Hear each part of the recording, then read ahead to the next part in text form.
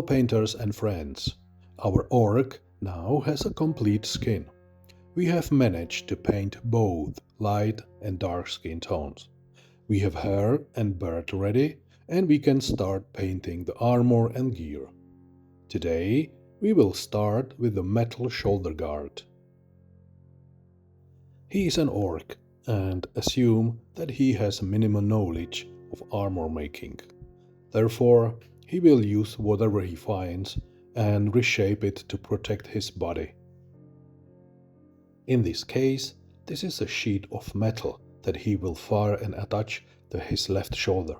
This is to protect him from attack from the left, since he holds the axe in his right hand. Once he has the metal plate prepared like this, he paints it with his favorite color. He knows nothing about applying paint, nothing about primer, so the paint will soon start to rub off, peel off, and the iron plate will start to rust. And this is our time to paint this moment. As a base color, I choose a dual red color. I don't use it very often and I forget to mix it properly. In this case, it doesn't matter that much. I will do a few coats and use a hair dryer. When the paint is dry, I need to mask off the areas around the iron plate before the next step. They were already painted and I don't want to ruin them. Just take some Tackit and cover the already painted areas.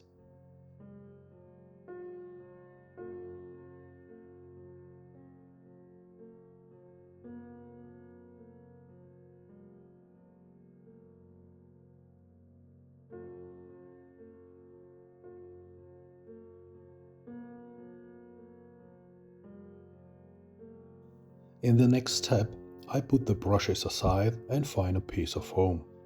I can use the one from the box that protects the resin parts from damage. I use scissors to cut the foam in the pyramid without a tip. I need to create a small areas where I will apply the paint. I start applying the dark orange, but it has to be lighter than the base color, to the surface. I dip the foam in the paint, remove the excess paint with the napkin and start gently taping the surface. I focus on the areas that will be scuffed and scratched. Always remove excess paint from the foam. It is better to repeat this process than to apply a lot of paint and start again from the base color.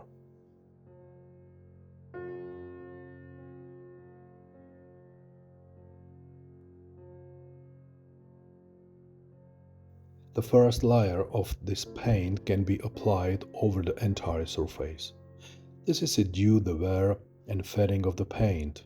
Thanks to the foam, we cannot cover the entire surface of the metal plate and the paint will be distributed irregularly.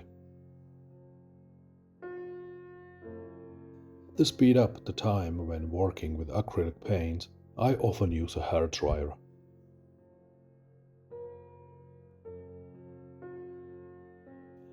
I lighten the orange color with a light gray color and continue. I focus more and more on the places that will be rubbered down to the metal. These are the places that protrude where the sheet metal is bent, where damage occurs during battles.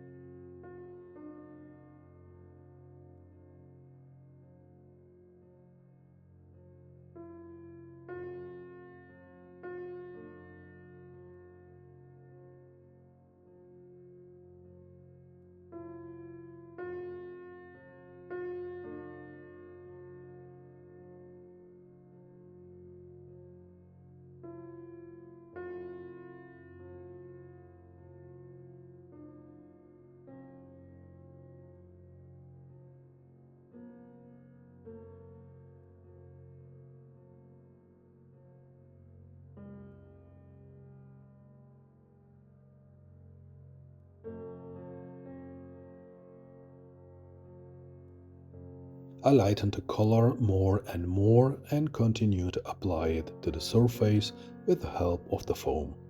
It is already starting to look like faded paint from the sun, rain and wind.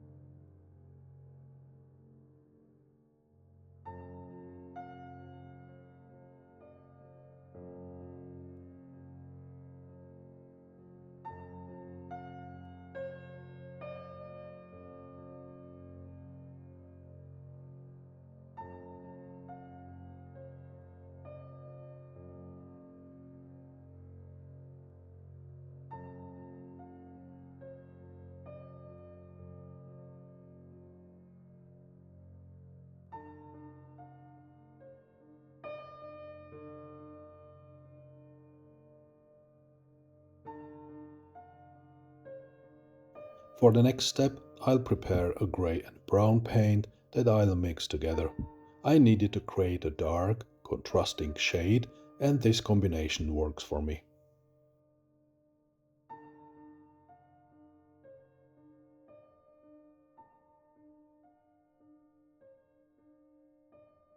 I cut the foam again in the pyramid without a tip. I have made the application area even smaller because I'll be focusing on small areas that will be scuffed.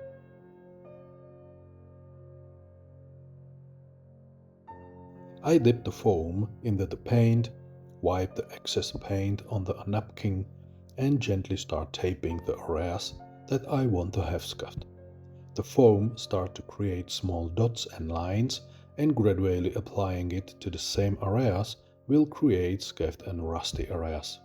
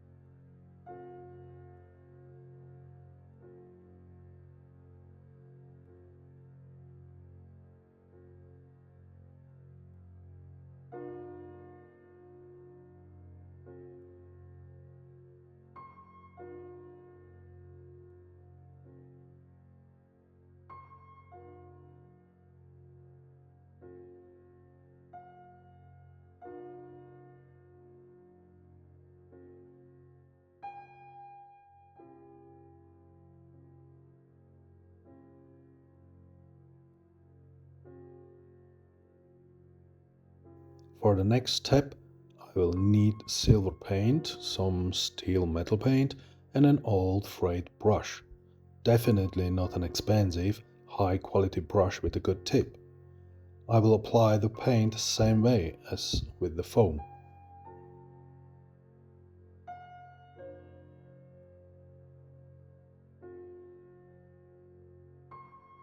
I start taping the paint with the brush so that I only have the paint on the tips of the brushes and then gently on the areas where I want to create visible metal. These places are fresh abrasions when dirt and rust are removed from the surface.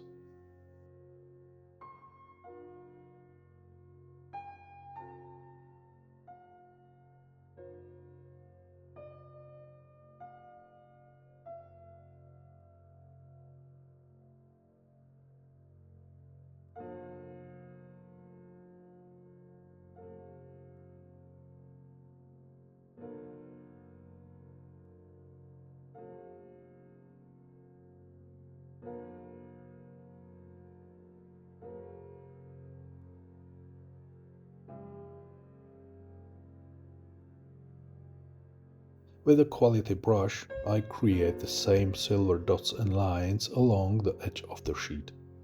In some places, the foam does not reach, so I have to use a brush and paint these abrasions with the brush. This applies to the brown-gray shade and also the silver abrasions.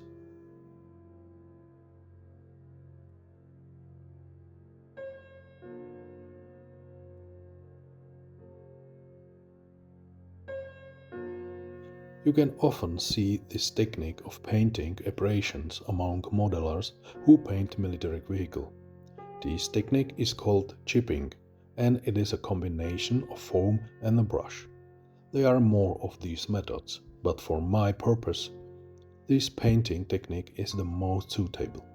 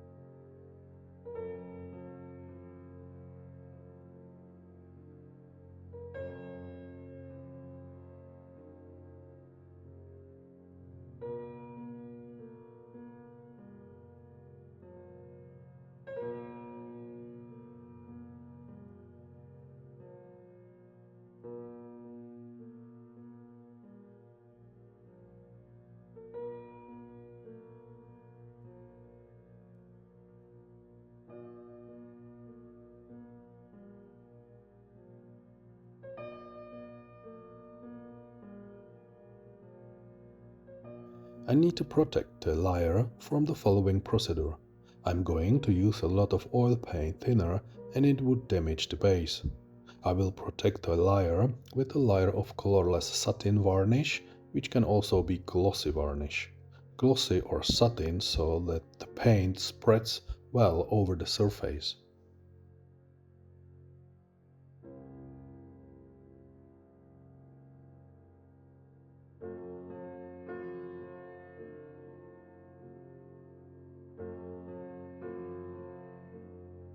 I let the varnish dry and prepared a black and brown wash, a very diluted paint. I mix a mixture of both, add a little water and start applying it to the surface. I let each layer dry and help myself with the hair dryer. I do several layers like this, and while the last layer dries, I prepare the oil paints for the next step.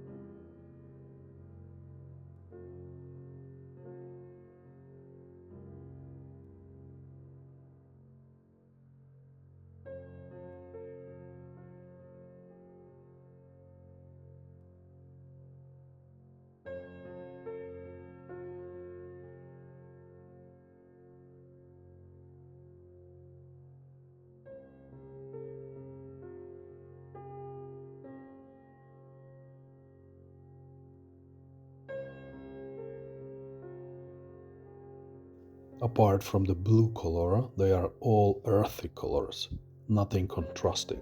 Just a little of each color is really enough.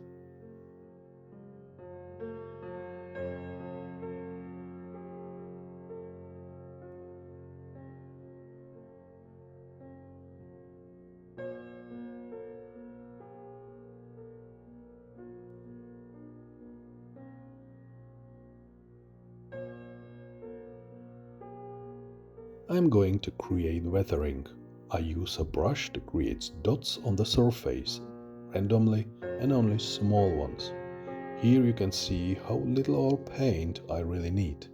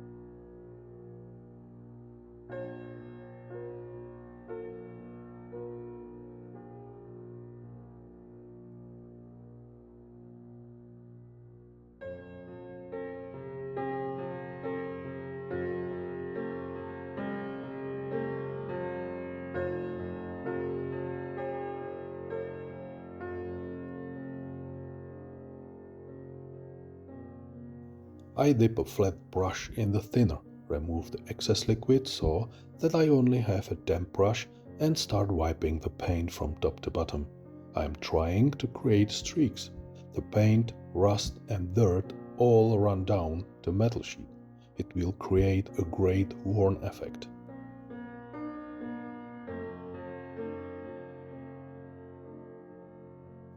A brush that is too wet will wipe all the paint off the surface. The brush only needs to be damped to make smudges. If necessary, I will do the dots again and wipe them down with a damp brush.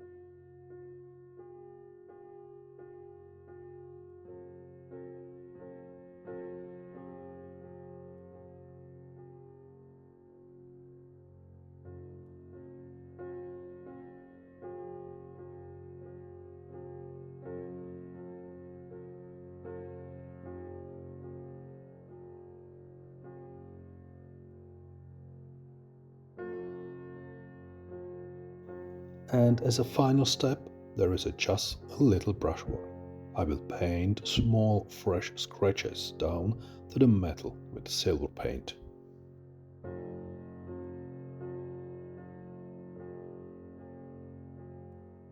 I always like to paint warm things, trying to paint realistically, even if it is a fantasy characters.